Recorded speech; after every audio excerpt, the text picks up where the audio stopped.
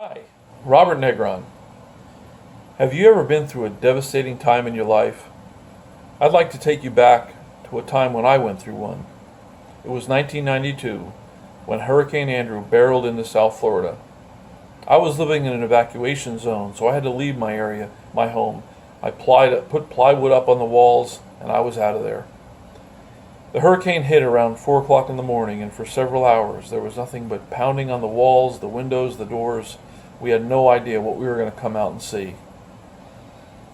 We finally did get out. It was like a bomb had gone off. There was total devastation for miles. I got into my car later that morning and drove toward my home. And as I got closer to it, I saw more and more devastation. By the time I got there, I had seen there was holes in my roof, my windows had been blown in, there was mud spread across the walls, and there was 3 inches of water on the floor. It was truly devastated.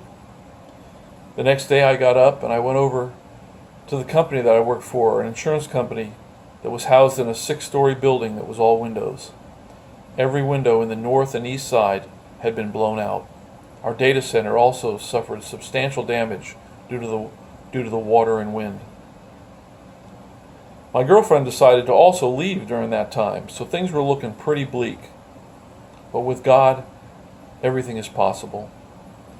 4 days later, I was told by senior management that I'd be flown to Boulder, Colorado to restore our computer systems. Within 2 weeks, our computer systems were back up, and I was out there for 3 months, and it was beautiful. I went ahead and put up my home for sale, taking whatever money I could, and 1 year later moved into a brand new property here in Broward County where I live now.